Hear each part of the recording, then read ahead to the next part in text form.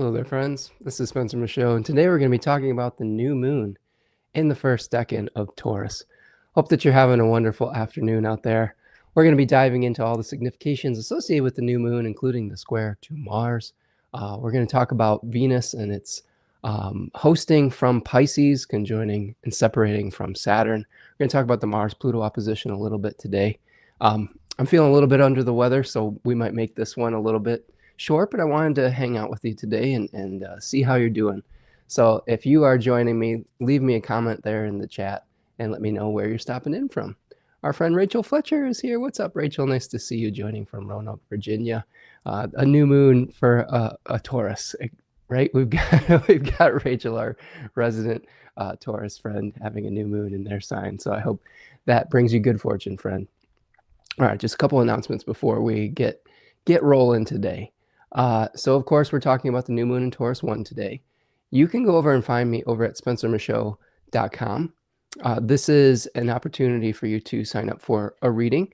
I offer all sorts of natal chart readings, transit readings, astrological tutoring. I have classes and webinars that I do there as well. So you can click on the book now button or on the store if you want to find webinars that I've done in the past. So check that out over at spencermichaud.com and make sure that you're getting everything that's up to date over there.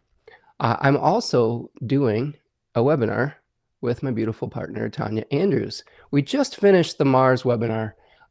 We had a really nice time doing Mars, and we were marinating in Mars energy. And I've got some Mars stories for you today. But we're doing Jupiter next, and Jupiter is going to be on Saturday, June the 14th. So I hope that you'll join us for that. That is live in the Book Now button right now if you want to sign up. Also have the Saturn webinar live there as well. That's going to be on August the 9th. So if you want to sign up for both of them, that's the last two in our 7 planetary series. So hope that you'll join us for that. It's been a really nice experience doing that with my partner. And hopefully we've provided a lot of value for you out there. You can also find Tanya over at Third Coast Mojo. She has some wonderful magically elected materia, including Jupiter in Pisces. If you need some extra Jupiter juice, we've got Jupiter moving into its exaltation in a few weeks.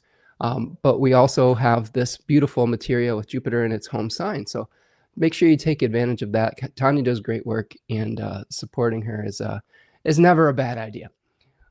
You can also subscribe for the newsletter if you want to know when I'm going live next. You also get a 10% discount on anything that I offer, whether it's a reading or a class or whatnot. You can sign up for the newsletter and get a little bit of a discount. And then finally, if you want to support the work I'm doing here today, you can buy a super chat with a little $ in the chat today on YouTube, or you can go to buymeacoffee.com and support the channel that way. That gives us a lot of, it really helps us out by helping us to fund all of the equipment, software subscriptions, books, time, etc. All of those things are greatly appreciated, especially as we're moving into Taurus season, where we're trying to multiply our abundance. All right, so got a couple more people coming in today. Rachel says, "Thank you so much. I hope you feel better." Yeah, Rachel, I did some gardening this week, and by doing some gardening, I mean that I think Saturn and Venus were coming together in my experience this week. I had to dig out probably a couple 100 pounds of concrete block from a space that we wanted to plant our new trees. We have a number of fruit trees and native fruit trees, like we have an American hazelnut, elderberry. We bought some blueberry bushes. We've got all sorts of cool stuff that we like to get in the ground, but we have this really overgrown area with like ground vines, and then as we were digging into it to get rid of all that crap, we just came across concrete block after concrete block. I think there was a former foundation there that we had to remove, and I spent a really tough day on Wednesday digging all of that out for about 9 hours. And I think that I just breathed in a little bit too much stuff. And then yesterday I was just really struggling with allergies, and I just didn't sleep much last night because of that. But I'm powering through. We had a little bit of a snafu last week with Neptune that didn't necessarily want to be explained. We had some technical difficulties, but I wanted to come and just spend some time with you today. So yes, thank you so much for hanging out with us. Chad Wiseman is here, says happy Mars in Leo, checking in from Cleveland. Yeah, Chad, that's great news, isn't it? I think that another explanation I could have for my challenging day yesterday and the day before that was Mars is my Time Lord, and it was giving its last gasp from the final degrees of Cancer, which is its fall. So really difficult Mars placement. But yes, we have Mars improving its condition this week, or today as we're recording this, moved into Leo. Really quite, I would say, quite an improvement. You know, Mars doesn't necessarily have any specific dignity until the third decan of Leo, but it's out of a place that it is really struggling in. And it is going to be moving into an opposition with Pluto and a square with the sun. So we'll break that down today. But I am grateful that we have survived the almost 6 months of Mars in Cancer because of the retrograde period. It's been a slog, and I think a lot of us have felt it. So yes. All right. So today, of course, we're talking about the new moon in Taurus. This is happening on April the 27th. So we've got about a week to prepare. And we're going to show you the chart here. We're going to kind of break this down in detail. We're going to take a look at all of the little pieces that are going along with it. So here we've got our new moon, 7 degrees of Taurus, and a couple really interesting features. We have a square to Mars, a square to Pluto. So we'll make sure that we outline that here. Okay. And then we also have Venus hosting right here from its maximum degree of exaltation. So you could see this here. So here is Venus hosting this new moon. Now, I'm taking that as a really good sign. I know that we have a difficult square with Mars and a difficult square with Pluto. Maybe a lot of tension potentially in the fixed signs. Maybe we're digging our heels in, or we've got a difficult situation that doesn't have an easy answer. But Venus at her maximum degree of exaltation, I think, helps us to get through with good graces. I think that this decan of Taurus, we'll talk about this in a second, but this decan of Taurus is about planning. It's a Mercury ruled decan, excuse me. So we are trying to take stock of our resources. We are trying to make a plan to perpetuate our abundance. We're trying to make a plan for planting the fields. This is one where we're kind of, literally what I was doing in the last week or so. Maybe I was a little bit early, but I was removing the rocks from the fields, getting it ready to be planted. And then when this new moon comes around, we're still in the middle of prep for planting native plants and trees in our yard. But once that work is done, we'll be able to sow the seeds or plant the starts and hopefully multiply our abundance many years to come. But I think that one of the things that is a feature of this decan is a little bit of worry about the future, a little bit of worry about our resources, a little bit of worry about whether we have enough, a feeling of scarcity. This decan is one that helps us to get moving because we have a little bit of concern over whether we're going to have enough. So one of the biggest challenges, I think, in the sign of Taurus is inertia, is overcoming that like kind of very fixed, grounded energy to get moving towards our particular goals. And this new moon is going to help us, I think, get moving towards our goals. And we may be goaded towards that from the Mars-Pluto opposition in T-square as well, because we might be seeing things happening in the collective that maybe make us a little bit worried, or maybe there's things that are getting more expensive or things of that nature, which all of those things are happening in real time.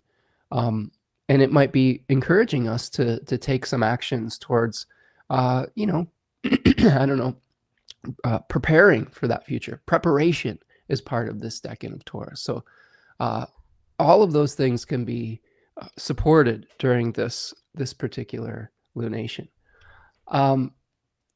So Sun and Moon in Taurus 1, T-square with Mars and Pluto. We've got Uranus co-present with the new moon. Okay, Uranus still here. Uranus in the third decan of Taurus that helps us to remedy past mistakes. I'm feeling this very intensely. I think that the place that we want to plant is one of the only real like sunny spots that we have. We have a kind of a tall house, and the side yard that we have is it's always in shade. So there is a space in the back that has, been a kind of a dumping ground for just all the industrial crap that people have dumped into the ground over the course of many decades in this property. And we've been going through and remediating that soil and removing all the nasty stuff. And, it takes a toll out of you, like, especially if you're not used to doing those types of things regularly. I know that I'm in okay shape, but I don't know if I'm in the kind of shape of let's get a crowbar and a pickaxe and dig out 40 to 50 pound chunks of concrete from under giant maple tree roots. Like that was what I was dealing with. But it was worth it to me. It was worth it to me for the future. And Uranus here is teaching us that we may have to do some hard, dirty work to remediate some of the mistakes made of people in the past. We've got some more people stopping in here. What's up, Kai? Good morning from Kansas. Hello, Kai. How you doing, friend? Thanks for stopping in today. We're kind of going over this new moon in Taurus and trying to hang in there after having a little bit of a difficult night with an illness, but we're making it work today. Rachel says, I look forward to hearing more about your elder trees as they grow. It's lovely medicine. Been working with for a couple of years. Yeah. We've got all sorts of different cool trees there. Like American hazelnut is a good privacy screen that also gives you, nuts and fruiting nuts. Elderberry, which are beautiful. We have some eastern redbud trees, which are really gorgeous here in the Midwest of Michigan. They flower in these beautiful kind of pink and purple flowers in the spring. Love them. The one I'm most excited about is we got a number of serviceberry trees. I've been reading The Serviceberry by Robin Wall Kimmerer, which talks about all flourishing is mutual abundance and reciprocity in the natural world. And we actually found some serviceberry trees, and we're going to be putting those in the ground. And I've got some stories about some other experiences I'd like to share that was sort of Uranian with here, but I'll get to that in a moment. So this new moon is going to be conjunct a fixed star called Hamal in Aries. And this is one that has something to do with being a little bit headstrong. We'll break that down when we look at the decans of Taurus slides. But just keep that in mind that this new moon is on a fixed star that is talking a lot about rushing headfirst into a project or something of that nature. So let's take a look at Taurus 1, and we'll break this down for you in your significations. Yeah, Kai says, Serviceberry is wonderful, both the plants and the book. Yes, I was super inspired. Like, I really love Braiding Sweetgrass by Robin Wall Kimmerer, and then I bought this second book that she put out, and I wanted to try out some serviceberries in the yard, and I'm just very much looking forward to it. Okay, so Taurus 1, right? So we've got Taurus 1 here. Taurus 1, you can see, is syncretized with the 5 of Pentacles, which we see two figures that have sort of fallen on hard times. They're in rags. One of them has an injury on crutches, and they're out in a snowstorm, but they are outside of a stained glass window, potentially of a church. So this tarot card in particular talks about being able to have some kind of divine intervention if we're struggling. So that's one thing to look out for too, is maybe we experience something like as just a miracle when we're feeling like we don't have enough and we need like some kind of support. I know when I was doing a lot of that hard work on Wednesday, digging out the concrete from the garden beds, one of my neighbors walked by and it's someone that I just kind of had an acquaintance passing with. He was out walking his dog, and I know that he had a lot of he does a lot of outdoor work, and I was like, hey, do you happen to have a crowbar? Because I was struggling with just a shovel, and he brought over like a pry bar, a pickaxe, a sledgehammer, and it was just this wonderful exchange of like goodwill and reciprocity between neighbors, like kind of like it was almost like a divine intervention because I was really struggling with it, and he came at just the right moment. And I think the new moon in Taurus can speak to situations like that.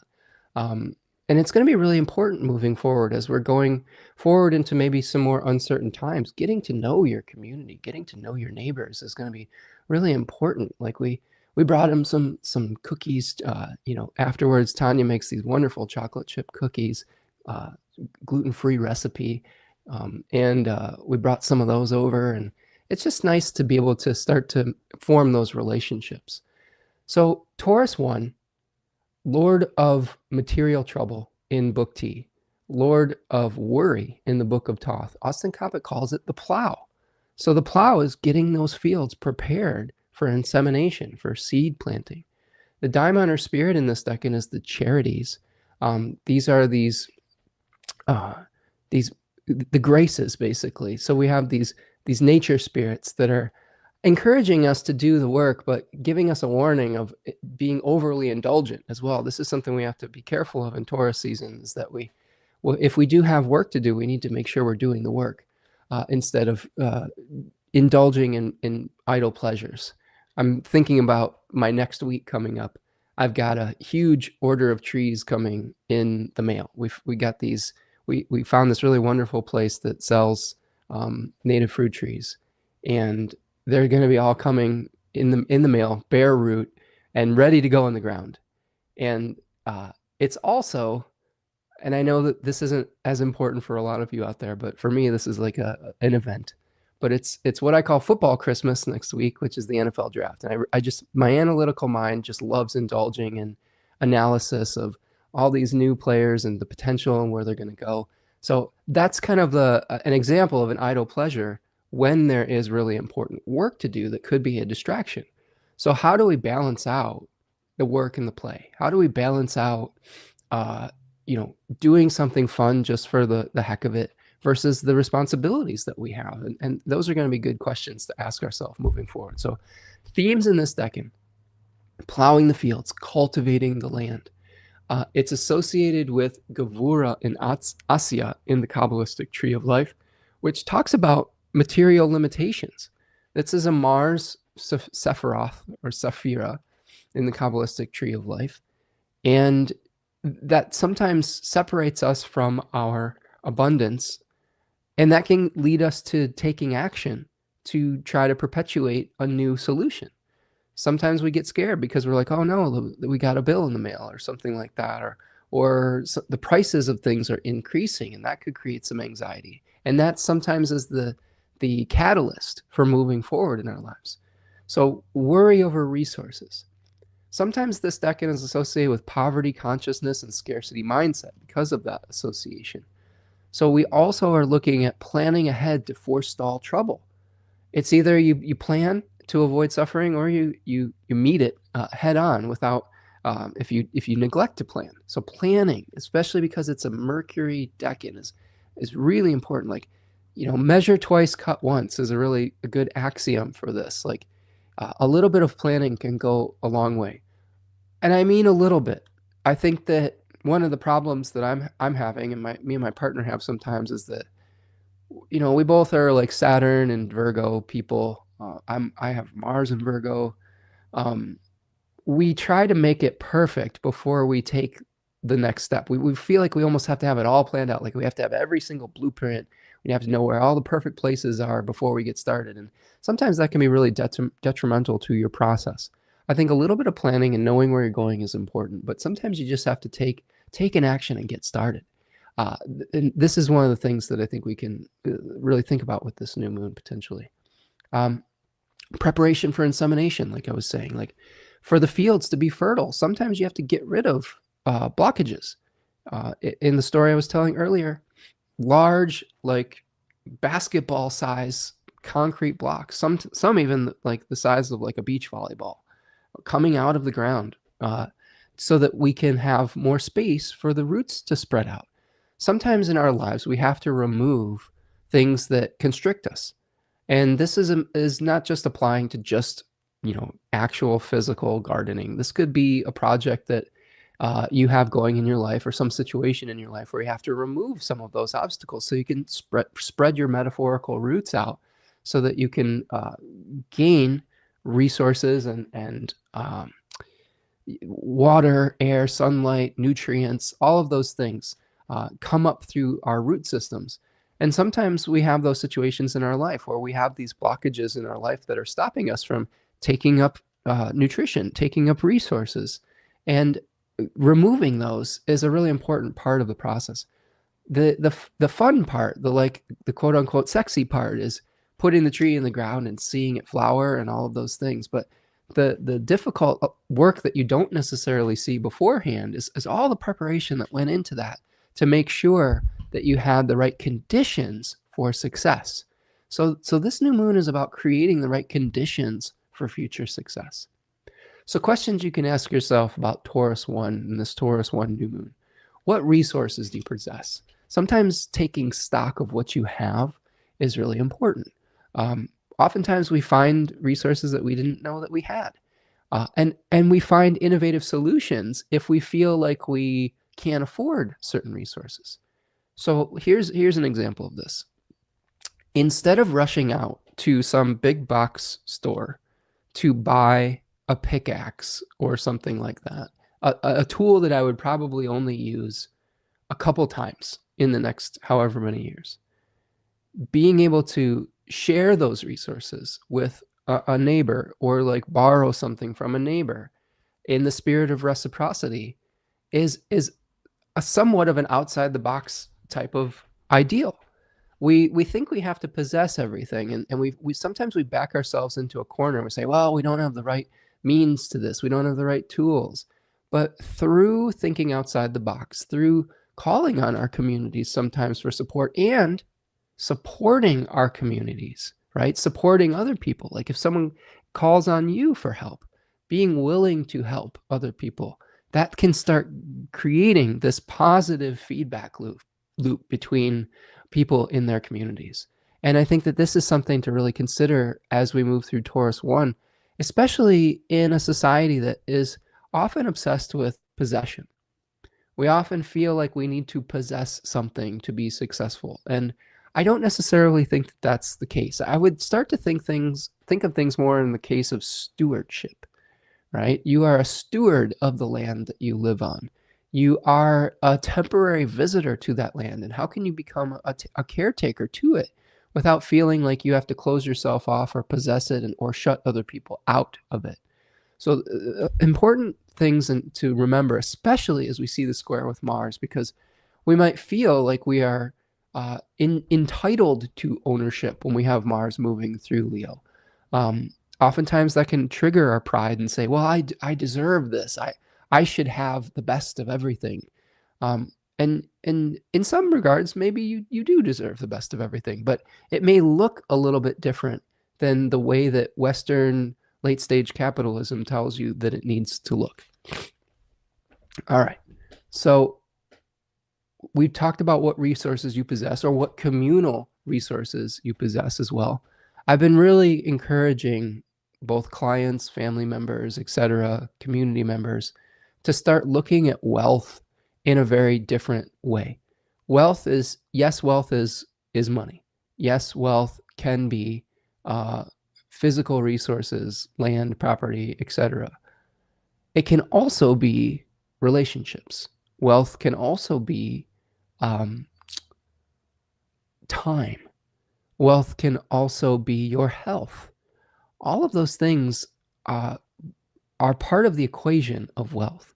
And sometimes when you have a lack of one at the, if you pursue one at the expense of another, we don't necessarily feel wealthy. We feel out of balance, and we feel out of whack.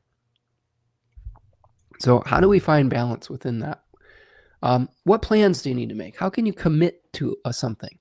I sometimes when we're perfectionists, we have difficulty committing to a plan because for one of two reasons. I know this, I'm speaking from my own experience. Sometimes committing, one of the things that I'm having a little bit of struggle with is, where do I put all of these different trees?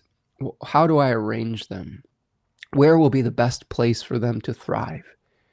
And I feel the pressure and weight of that because when you put a tree in the ground, it is a semi-permanent structure, and it will, the ramifications of that decision can last for many decades into the future. There's a legacy involved with that. So sometimes when we have decisions that have longer term ramifications, it can be difficult to make that decision. Also, when you make a decision, what you're doing is you are scything, I guess, like Kronos, like Saturn. You're cutting off other possibilities, and you're concretizing that into reality. And sometimes that can be challenging too, because oftentimes we want to feel the freedom of having all of those options. And when we finally make a choice, it feels like we're giving up some of that. But sometimes that's true, and sometimes it's not. Sometimes we can revisit things. But I think if we never commit to something, we may never have the manifestation that we are desiring. And we'll talk about this as Jupiter moves into Gemini 3 in the upcoming weeks as well. I'll talk about that a little bit today too, because that's really asking us to say, hey, it's decision time. You can't keep all these options open. You're going to have to commit to something. You're going to have to put the tree in the ground. You're going to have to commit to it. If it works out, okay. If it doesn't, then you take the next step after that. I think we as a society sometimes feel like we have to have things just right before we can move forward. And oftentimes the quote unquote mistakes that we're making are learning experiences that help us learn how to work within a process rather than having to have it all figured out before we get started. So how can you turn your anxiety into action? This one's really important. We have the moon's degree of exaltation at 3 degrees of Taurus. And I've known some Taurus moon people in my life that have the moon in this decan. My lovely partner, Tanya Andrews, has the moon in this decan. And one of the things that she often will feel is sometimes she will get a little worried about resources and things of that nature. But what that does is that spurs her to action. And it says, okay, well, if we have any anxiety about this, how can we take the next steps to bring about a future flourishing? So an important part of this discussion. How can you create new opportunities? Remember, this is a new moon. This is a time for planting seeds. This is a very fertile new moon, right? Where we are really trying to prepare the land for future flowering. How can you overcome inertia and idleness?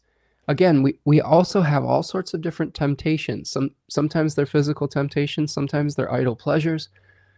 That's really the challenge when we get through Taurus period is say, how can we not completely ignore our idle pleasures? Because if we, they say, all work and no play makes Jack a dull boy, right? But I think sometimes we have to be balanced with that. How do we become balanced with our pleasures so that we can take the time to rest? Like what I'm noticing with my rhythms, and I'm a Taurus 2 moon, so I'm trying to find the right rhythm. I will do a hard day of work like I did Wednesday, and then I kind of need a couple days to recover. Like my body's like, oh, you got to kind of take it easy for a few days or you're going to completely blow yourself out. So how do we pace ourselves during these periods of time as well? Sometimes we have to make those Herculean heroic efforts because we have a deadline. Like I was feeling the pressure of a deadline where we were supposed to get delivered trees yesterday. It was delayed for a couple days, which is probably a good thing, to be honest with you, because it just was delayed in the mail, which gives us a little bit more time to prep our sites over the weekend. But when you feel the pressure of responsibility for another living thing, like a tree coming in the mail, you have to get things ready at a certain period of time. Any gardener or farmer or person that works with the earth will tell you that you have to work with nature's cycles. And sometimes if you miss your window of opportunity, that can lead to a poor harvest in the future. So there are real deadlines that sometimes will make us have to make these pushes, but oftentimes those are manufactured too. So it's a balance between the manufactured deadlines, the pressure that we put on ourselves, and the real deadlines that we have when we have responsibilities that we need to make. And then finally, where do you need to cultivate your common sense? This is something we associate with Taurus quite a bit, common sense, the practical wisdom that says, well, shouldn't everybody know that? Well, oftentimes you think that, especially if you have Taurus placements. I find myself often as a Taurus moon being like, well, that seems pretty obvious. Why wouldn't somebody think of that? But oftentimes that's not the way everyone's brain works. And sometimes people have much more abstract brains. Sometimes people have, they thrive in a little bit more air chaos, right? And that's okay. Everything has its own role and place. But how do we cultivate some of the very practical wisdom that we need to be successful in this new moon? Okay. So let's go back to the chart. All right. And let's start talking a little bit about, actually, let's go back to Taurus real quick here. And since we're in Taurus, let's talk a little bit about, here's the charities. Theoi.com is a really great resource for this. The charities, they say, and I quote, "The charities or graces were the three goddesses of grace, beauty, and adornment, joy, mirth, festivity, dance, and song. A number of younger charities presided over the pleasures of life, including play, amusement, banqueting, floral decoration, happiness, rest, and relaxation. The charities were attendants of the goddess Aphrodite, the ruler of Taurus, and Hera. One named charity was the wife of Hephaestus, and another, Pasithea, was married to Hypnos, the god of sleep. The three charities were depicted in classical art as naked women holding hands and dancing in a circle. They were sometimes crowned with and held sprigs of myrtle. So celebration is part of this too. This is part of this decan, like celebrating mirth, dance, song. So don't ignore the impulse to have a good time during this decan too. This is one of my favorite times of year. I love Taurus season, and I love in the Midwest of the United States, all the flowering trees, the hope for the year ahead. It's really a beautiful time in Michigan. It's fairly temperate. The heat of summer hasn't quite settled in. Oftentimes we have nice 50 to 60 degree days. It's just a really beautiful time of year in the Midwest. So take some time to smell the flowers is what this is telling us, in addition to the hard work that we need to do to prepare for future flowering. So here we have the fixed star Hamal. You can see it's in the constellation Aries because of a concept known as precession. And it's in the head of the ram. And it talks to us about willfulness, determination, directness, potentially sometimes being a little headstrong. This can lead to a little bit of the stubborn part of Taurus. It can lead us to having very independent viewpoints, action over words, challenging authority, strong personal opinions. One interesting experience that I had over the last week is I had ordered a number of trees from this company, this great company that has like their goal is to repopulate with native trees.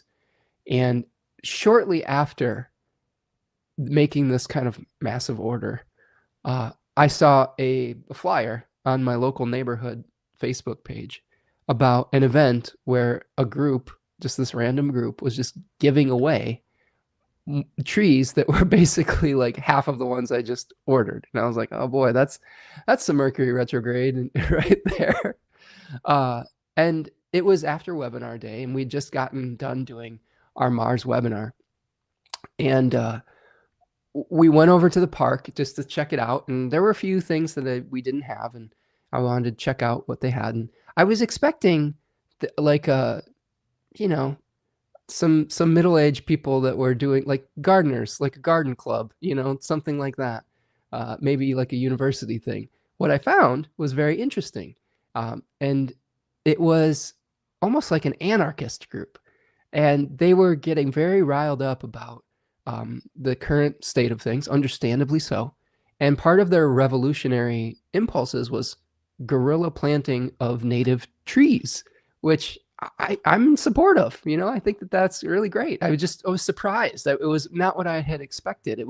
I feel like I had stepped into one of those scenes from, I don't know if you remember Forrest Gump, where he's stepping into like the weather underground type of thing. And I was like, oh boy, this is some energy. And it felt very Neptune and Aries. Like people had just been fed up with the status quo, and the forces of corporate America that are stripping any protections for our natural lands. And instead of sitting idly by and watching it happen, they're rising up and doing something about it.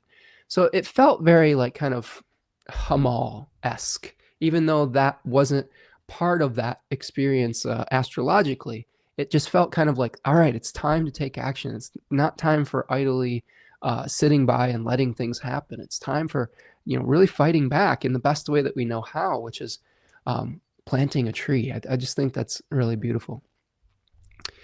So we go back to our chart, and let's start looking at Venus. So Venus is the host of this lunation, and it is sextile the moon and the sun by whole sign, and it is in its very near to its maximum degree of exaltation.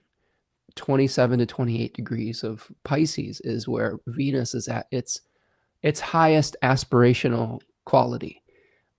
This decan, and we'll take a look at this here. Excuse me. This decan is one of hope. It is one where we can have wild swings of imagination and emotion, but ultimately the message of it is sacrifice for the dreams that we hold most dear. So idealistic crusades, sacrificing everything for your vision, emotional heights of agony and ecstasy. My metaphor for the day is my own experience with planting my garden, and it felt very much like, how far are you willing to go with your body to make this dream a reality? And the connections that we made during Pisces season to the action part in Aries season, like the Pisces part of it was like, all right, let's have the vision for it. And what are we willing to invest in this? And how do we make this a reality? And then the sacrifices, because this is a Mars-ruled decan, the sacrifices necessary for bringing that vision into reality became a very, very real very quickly. And part of this too could be Venus conjoining Saturn and separating from Saturn too, is the dream becomes real. I've often said this in the past. I've had many experiences with my backyard in removing large rocks. This is not the first year that I've had to remove all sorts of garbage from my backyard. I had the first pile that I removed last year was during a Venus, I believe it was during a Venus-Saturn conjunction, or some Venus-Saturn aspect. Or maybe it was Mars. It was definitely Saturnian. And I could feel that same energy coming back of like, okay, if you want to make this real, you're going to have to do hard, dirty, laborious work, sometimes with things that are under the ground. Saturn rules things that are under the ground. So it is one of these, this new moon could see us doing hard, laborious, dirty work to achieve a beautiful dream. The whole time I was doing that, the vision that was keeping me going was, man, just walking out into my backyard and seeing birds and butterflies and flowers on trees and creating beauty from this space that had been just neglected for a long period of time. Like, we are newish owners of this home. We've only owned the place for a couple years, but we've rented here for over a decade. And the previous owners some of them were more or less invested in the upkeep of the property. And we inherited a lot of their challenges that they had left behind. It's a very old home. It was kind of a rental income property for somebody for a long time. And oftentimes in those situations, the people that own the places do the least. And so I was just thinking about, how are we creating beauty out of this? What is this going to look like when we're done? And I'll tell you what, it is just so satisfying to hold that vision within your mind while you're working on these things. You got to have a why when you're doing hard work. If you're making a sacrifice, whether it's body, spirit, resources, etc., you got to know your why. You got to know what you're moving towards, even if it's a slightly amorphous vision. You don't have to have it all, every single detail planned out, but you have to have at least the essence of what you're going towards. And that's one thing that I would encourage you with this new moon is, how do you get in touch with your essence and the reason why you're doing what you're doing? So emotional heights of agony and ecstasy. This is a decan where we can swing very wildly from one extreme to the next. Sometimes it's a very sensitive decan to the suffering of the world. So we may also be experiencing in the collective, suffering that we're witnessing on the grand scale. We have all sorts of things happening in the collective right now that are horrific, really, as far as like human rights violations and things of that nature. And it can be really difficult sometimes to work through all that and keep our sanity and our balance and our equilibrium. Malkuth in Bria is the Sephiroth for this particular decan, and that is the manifestation kind of Sephira, right? Malkuth is like when you make something real. So the manifestation of the dream, right? The dream becoming real. This is where the rubber meets the road. In my own situation, this new moon is going to be like, trees are going in the ground. You are manifesting a dream that you've been spending weeks and weeks and weeks, even years, trying to plan for and preparing for. So I'm curious to see what manifestation of your dreams is going to come. How do you prepare how can you make it an auspicious beginning, not just an ending, right? Because it's only the beginning of a process. Like even if you've manifested a dream, then there's all the maintenance of it. There's all the care that will go into growing your vision into fruition. Pursuit of closure, the end of the rainbow. We see this rainbow in the 10 of Cups card that's associated with this decan. Can also be related to religious zealotry and fanaticism. So we do have to be careful that we're not sacrificing for a dream that isn't right for us. So how do we check in with ourselves and maybe even check in with other people to get some feedback if we're pursuing something that maybe isn't quite in our best interest? So Venus, the host of this new moon, questions to ask yourself in regards to the types of things we're drawing upon here. Is this ideal worth sacrificing for? How far are you willing to go to succeed? Okay.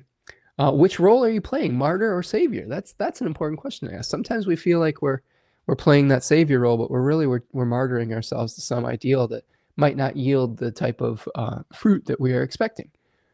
Can you temper the wild swings of emotion? How can you maintain your balance through the ups and downs of your project? Is this a happy ending or a tragic conclusion? Sometimes we have endings that aren't necessarily exactly what we thought, and we learn from it and we move forward, hopefully. And then finally, how can you maintain hope in the face of change? Really important part of this decan is the story of Elpis, aka Hope, which is what remained in the lid of the jar of Pandora after she had unleashed all the ills onto society. So like my experience of the guerrilla tree planters was, they were pointing out all of the really difficult things that we were going through as a community right now and getting very riled up about it. But they were maintaining their hope in the earth to provide, and for the earth to provide sustenance, for the hope that human decency in our local communities can overcome abuses of power in our authoritarian governments right now. And I thought that that was really a beautiful thing, right? So how can you maintain hope even if things look potentially bleak? Okay. So this new moon also has a T-square with Mars, right? So we've got the new moon here, got the T-square with Mars and Pluto. It is separating, okay? The square with Mars and Pluto is separating. I think it is worthwhile to acknowledge that this is happening on the 26th. So I'll just give you a little timeline here. So Jupiter moves into Gemini 3 on the 23rd of April. Okay, so you could see that here. I'll circle that because I think that has some interesting significations. So Jupiter moving into Gemini 3 is sort of the point where the ambiguity and the options need to be consolidated into one choice. You can't keep all the options open. There's a story of Castor and Pollux where one twin has died, and the mortal twin, and the immortal twin has to give up some of his immortality so that his brother can live part of the time on Olympus. So there may be sacrifice that is involved here, where we have to start giving up some of our potential options. Jupiter in Gemini so far personally has felt like a just an expansion of options. Like, oh, well, you're going to start a project. Well, now it's going to expand into 10 more pieces. And at this point, you might not be able to keep all of the pieces going when Jupiter moves into Gemini 3. The good news is that once you make a choice, the next logical progression is from Gemini 3 to Cancer 3, or Cancer 1, excuse me, the summer solstice. And Jupiter is exalted in Cancer. So Jupiter has its exile in Gemini, so a difficult place because we're trying to bring all the elements together, but we're being split into many different directions. Jupiter is kind of a planet that enjoys moving towards a goal. Gemini is a sign, and Mercury is a planet, the ruler of that sign, that likes splitting things into different pieces. So they are at odds with one another. But in Cancer, Jupiter has all of the things that are necessary to bring something to fruition. So very important to realize that there is light at the end of the tunnel for Jupiter significations. When you make a choice, when you commit to something, what you're doing is you are allowing yourself to provide the right conditions for that choice that you've made to flourish into its full potential. Okay, so Jupiter in Gemini or in Cancer is going to say, hey, now you have all of the right conditions and resources for bringing something to its full potential. So don't be afraid of letting go of one of the directions with Jupiter in Gemini 3. Also, I will say too, try not to make ultimatums with Jupiter in Gemini 3 as well. Sometimes we will start to see things in high contrast or in black and white with planets in this decan. And there is a tendency to say, well, this is the line. Austin Coppola calls that decan the executioner's sword. Oftentimes, if you make that ultimatum in black and white, there will be some kind of reversal for that. And that comes due to like the sun's reversing of direction or declination direction at the summer solstice. It's ascending, ascending, ascending, and then it's starting to fall again. So the transition from Gemini to Cancer is often ones of reversing a direction. So try not to, you want to make a choice, but don't get so fixated on the choice that you aren't able to see alternatives, I guess I would say. Just a little warning on that. The Mars-Pluto opposition is happening on April the 26th. So here we see, here's the Mars-Pluto opposition. First decan of Leo, first decan of Aquarius. This is a repeat of one that we had, I believe, in January. So if you go back to January and look when exactly we had this Mars-Pluto opposition in January, There might be some echoes of themes there. I think that one of the things I've noticed with that opposition is individual desires, Mars and Leo, coming into contact with the needs of the collective or the group. And sometimes that can lead to some power struggles.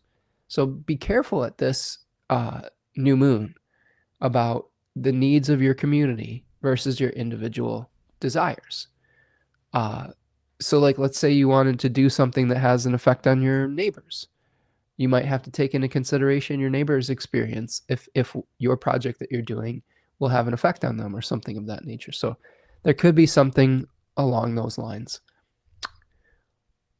Okay.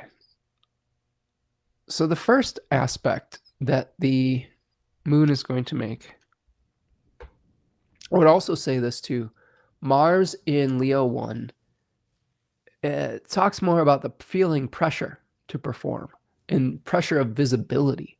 Sometimes we feel like we're forced into becoming visible.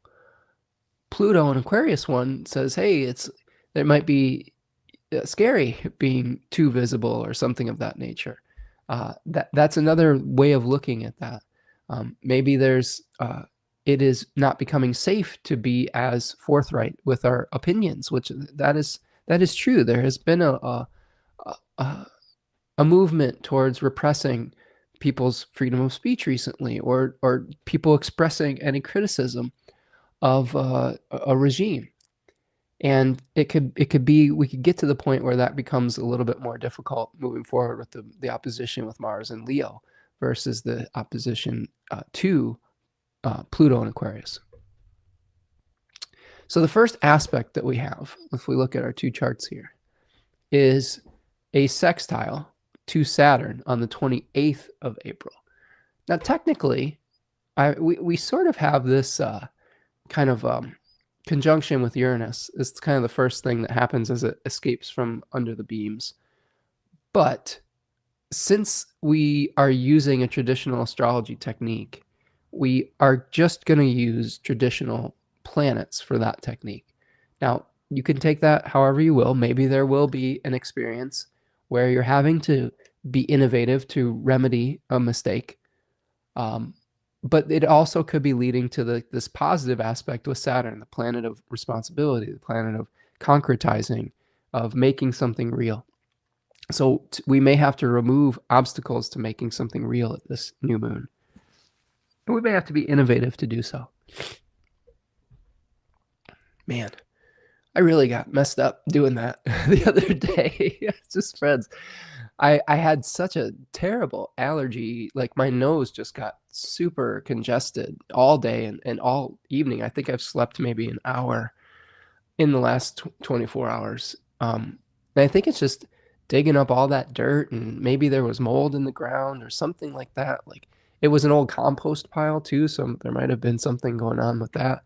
But man, it just really tore me up, friends. So thank you so much for hanging with me today and for your patience with this. Hopefully we're doing okay today. All right, so that's our first aspect. We have what I'd like to do now is I'm just going to help you to unfold this over the next week or so. Before I do that, do me a huge favor. Take a little stretch. Get a drink of water. I'm going to get a drink of water. Hit the like button, subscribe. I'm going to mute for just a second, and I'm going to blow my nose, and I won't do that into the mic. But if you have any questions, put questions in the chat. If there's anything that you have questions about with this lunation, I'd be happy to take a look at it.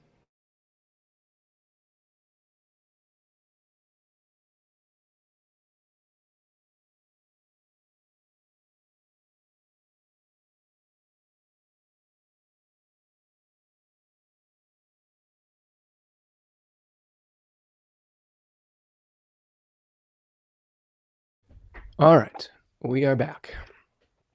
Thank you for a little break here.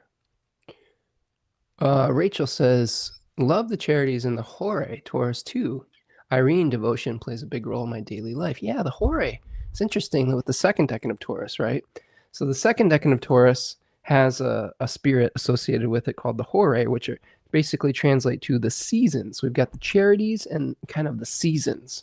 And that spirit teaches us about healthy rhythms and routines, right? If we're trying to get something started, we have to remove all the obstacles in the first decan. And then we have to figure out how to show up each day, water just enough, and rest when we need to rest. That's sort of what the Hore teaches us, is that everything happens in its own time.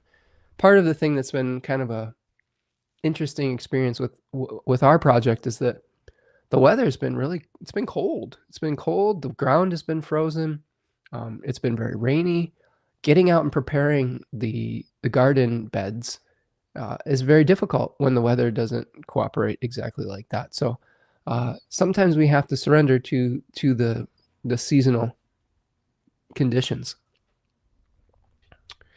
Kai says, I don't know if you have them up that way, but cleavers, gallium aperine, are wonderful lymphatic support, and for me, a necessary companion to spring. They are abundant right now here. I'll have to check that out. Cleavers? Is it clovers or cleavers? I'll look that up. But yes, that would be great. I've been slamming tea, drinking water.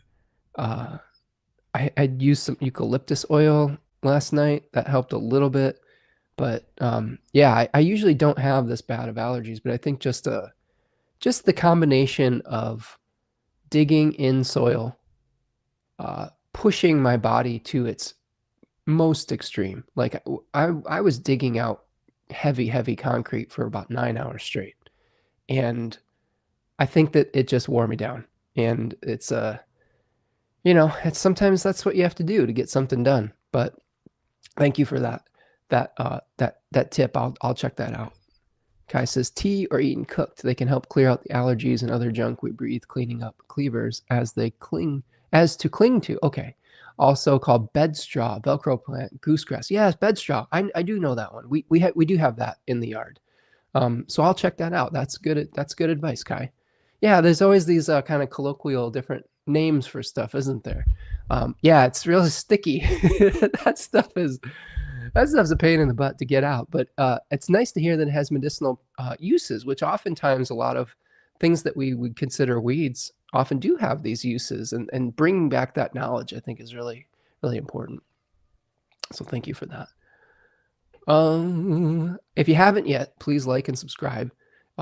That really does go a long way to supporting the channel. Subscribing helps you know when I'm going to go live, and I try to do my best to be consistent, usually around once a week. And I know we've been moving the time around a little bit, but we generally go live somewhere on Thursday or Friday, mostly Friday, either early afternoon or sometimes before lunch if we're trying to avoid Mars in the first house, which is what we're doing today. And because Mars is in the place that it is right now, it's moving different signs, and having a different election, I think, is helping. Today, I'm actually very grateful for it, because when you're running on fumes with sleep, sometimes there's a point at like early afternoon where you just hit the wall. And I think that today I'm grateful that I think that we're getting this done early, because I think 1 or 2 o'clock rolls around, I'm going to be done. So thank you for hanging out with me here today. All right, so let's see here. Let's finish this up by taking you through the unfolding of this. So a couple things to take a look for. We are looking at on the 30th. Okay, on the 30th, April the 30th, you see Venus moves into Aries. So we have a couple days after this new moon of Venus in its exaltation, and then Venus moves into its exile. So we may have a little bit more of a difficult time when Venus moves into Aries as far as our patience is concerned. It's going to conjoin Neptune. We may be feeling very idealistic about our independence, about conflict, things of that nature. We may be pursuing our desires a lot more feverishly with Venus moving into Aries on the 30th. So just be aware of that. It's not necessarily always a bad thing. It just is something that if you can recognize the influence in real time, sometimes it can save you from making an overly impulsive decision. The good news is Venus is going to start making an overcoming trine to Mars, maybe potentially softening some of that challenge with Mars, which is always a good thing. The first quarter moon is going to be on May the 4th. So here is May 4th, and I'll take it here. This is at 14 degrees of Leo. So the moon is at 14 degrees Leo. The sun is at 14 degrees of Taurus. So this is the first kind of the challenging first challenge of the lunation, right? The trying to bring something into existence. And as the sun moves into the second decan, it's really about a question of pacing. We may be wanting to create something successful with the moon in Leo 2. That decan is about getting acknowledgement for like the work that we've done, or kind of it's also about authenticity. So oftentimes we try to get, I don't know, validation, feedback for something that we've been doing for a long period of time. And in my opinion, the work is more important than the validation. Validation is nice, but it's temporary. The work is what lasts. So I think that that's one way to deal with this first quarter square, is that how can you create a pace that works for you rather than a pace that is kind of for show, if that makes sense. I think that that's a good way to look at this. We will see Mercury moving into Taurus on the 10th. So here's Mercury moving out of Aries and into Taurus on May the 10th. So our minds might slow down a little bit at this point. This will be Mercury moving into its own decan. So, continuing to make those important plans, facilitating expansion of our resources, etc. It may also bring us a little bit of questioning about our security moving forward. So when Mercury moves into Taurus 1, we may have some thoughts about like, oh man, we really need to get moving on this to create abundance. And then finally, this lunation is going to come to a head at the full moon in Scorpio. Oops. So let's move this back. So there's our let's see, that's okay, that's why. So on May the 12th, we have our full moon in Scorpio 3 at 22 degrees of Scorpio. So this full moon is the fruition of everything that is being started at the new moon in Taurus 1. So this is interesting because we have the sun in Taurus 3, very close to Uranus, so remediating any past mistakes. Patience is part of this process. The moon in Taurus 3, or excuse me, the moon in Scorpio 3, that decan is often about compost.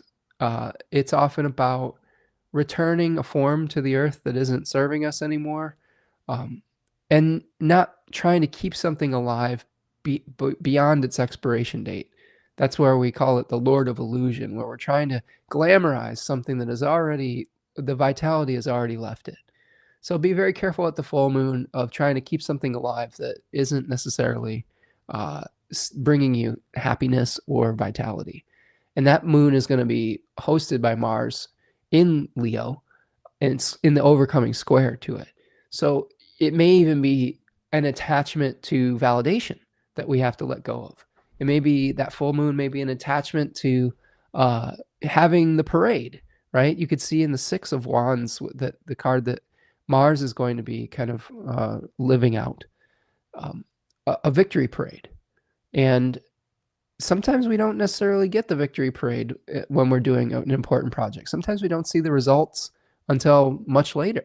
So if we're attached to getting validation for our work, that can lead to its own form of disappointment. So be very careful of that at the full moon. I think that those are the main things I'm seeing with this. It's going to be, the moon's going to be making a trine to Saturn. So I think that if we're able to let go of the parts of the project that aren't sustaining us anymore, that can help bring us some sobriety to what we're doing moving forward. All right. So that is what I have for the new moon. So let's take a look at our I-Ching and our animal. So the I-Ching I have for you is number 2, the receptive, and it's changing to 63 after completion. So the receptive also translates to receptivity, docility, acceptance, acquiescence, adjustment, nurturing. Okay, so this is a very earthy hexagram. It is a double kun hexagram, which is the element of earth.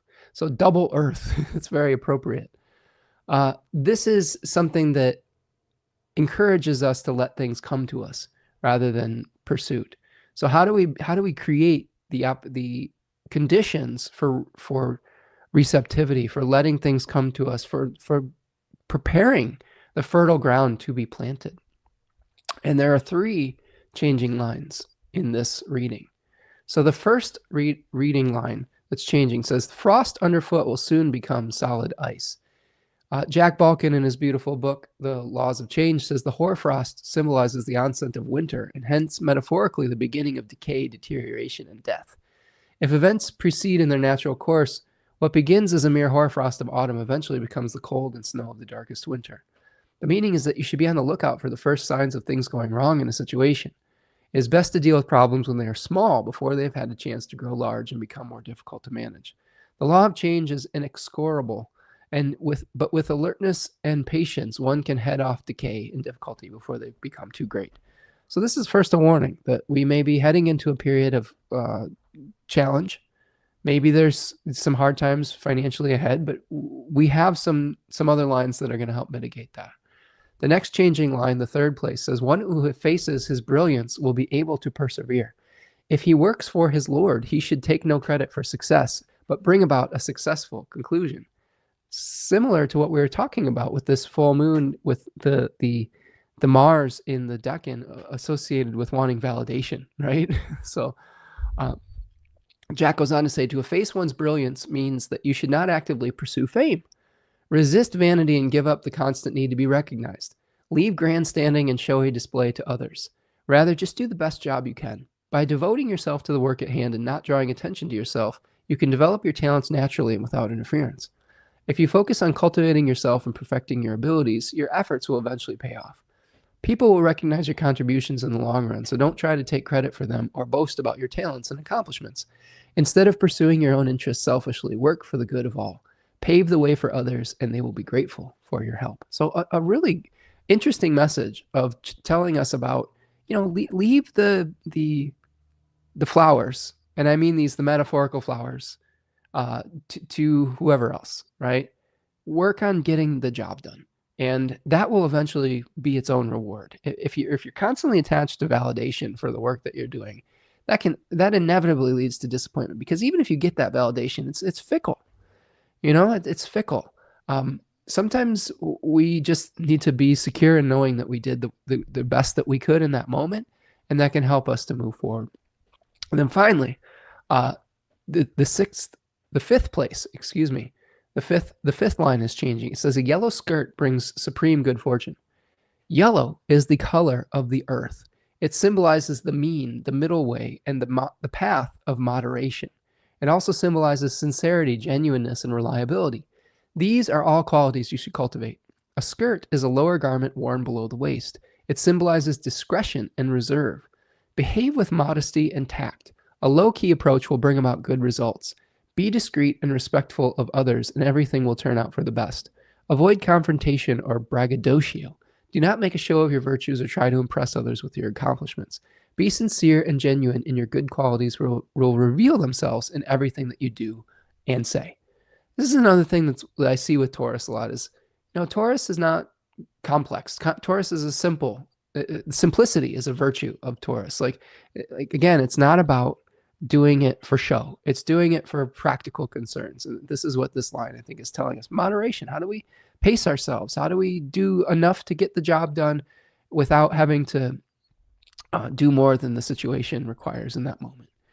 And then finally, it's changing to the hexagram 63 after completion. Ferrying complete. Mission accomplished. Everything in its place. After fording the stream, consolidating gains, maintaining equilibrium. preventing deterioration, minding the kettle. So this is going to say that, hey, we've gotten across to a new situation. So we've gotten out of the Mars and Cancer period. We've gotten out of the Mars out of bounds period.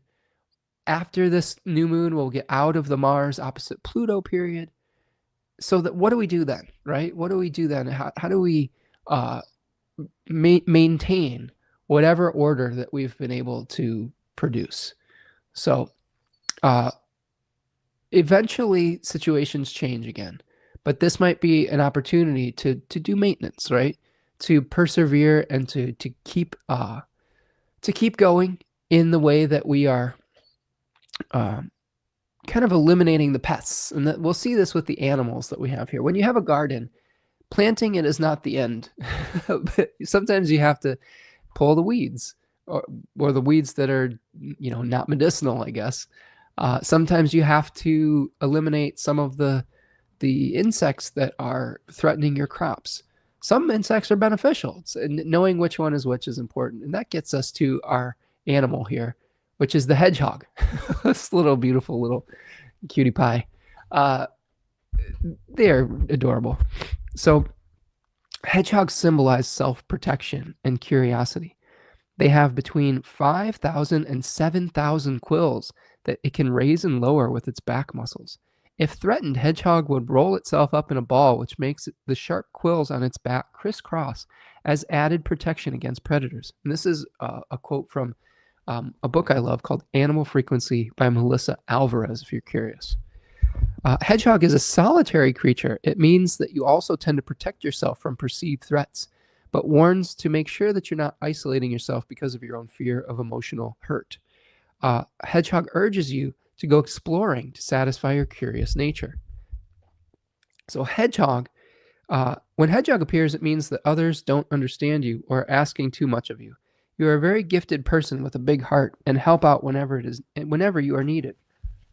But people may think that you're a little quirky because they don't get your sense of humor or your personality or the path you've chosen to take, and that's okay. Just because someone doesn't understand you doesn't mean that you have to be overly protective or keep to yourself and avoid others. Hedgehogs have poor eyesight and have to rely on their sense of smell and their hearing. This means that you too must use all of your senses and abilities in life. Things will flow more smoothly and with much more clarity if you remain connected to your core essence. This animal assists you when you need pest control, right? When we were talking about that earlier. Hedgehog eats a wide variety of insects, snails, and earthworms as their main diet. This is helpful to gardeners who want a natural solution to pest control. This means that they can help you to deal with people who are annoying or being a pest towards you. Hedgehog is immune to snake venom and has no problem winning a fight with a snake. Hedgehog urges you to be aware of people who are shady, scheming, and manipulative and defend yourself against their negativity. If you discover people are often misunderstanding you, don't take it personally. If you feel like giving them an explanation, that's fine, but not always necessary. Everyone is on a different path in life, so you will come across people who don't understand you. Just take it in stride and move forward. So themes of self-protection, themes of getting rid of the pests in the garden, maintenance that we're talking about with this lunation cycle, all good things to remember as we move forward. Chad says, interesting, the full moon in Scorpio occurs amid a stellium I have in that decan, 10th house, Sun, Venus, and Pluto, and that's the day of my bar swearing in ceremony. Oh my goodness, congratulations, Chad, that's awesome. The next day, though, I enter as a Zodiacal releasing L1 peak period for my lot of Eros and Libra in the 9th house. Well, good luck with that, bud. And that should be a really interesting astrological, playing out with the 10th house, Sun, Venus, and Pluto that you have there. So congrats on that hard work, and just keep going, right? Without necessarily needing all the validation, the hard work that you put into it, and utilize that success to, you haven't gotten your results yet, Chad says. Well, hopefully that they're beneficial for you, but the hard work that you've put into it, and hopefully this will help you to help other people, and there will be a successful unfolding, my friend. Rachel Fletcher says, I've seen lots of hedgehog signs, even merchandise in the collective. I love that it's inviting us to engage with its spirit. That's awesome. I love seeing these animals in the collective, or any animal that's sharing its message with us.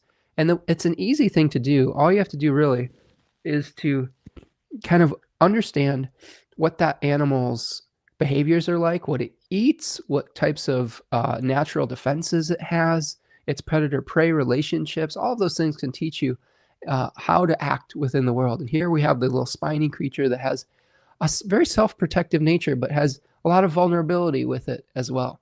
And of course, with the pest control, like it's teaching us to get rid of the people in our lives that maybe not good for us, that are annoying, but not to take everything personally.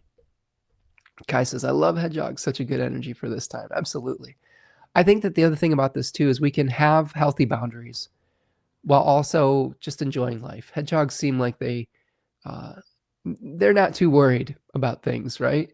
This helps us to release some of the worry of the first decan of Taurus and say, hey, you know what? We've got some protections in place. Let's go about our business and just try to have a good time with it. All right, my friends, I think that's what I've got for you today. Thank you so much for hanging out with me. Do me a huge favor. Please like this video, subscribe to the channel if you are new here. Thank you for spending time with me. You can follow me on social media at Spencer Michaud over Instagram, Blue Sky, Twitter, etc. And then you can find me over at spencermichaud.com if you want to reach out for a reading, if you need any help on manifesting around this period of time, or contextualizing your narrative in regards to the relationships with the collective, etc.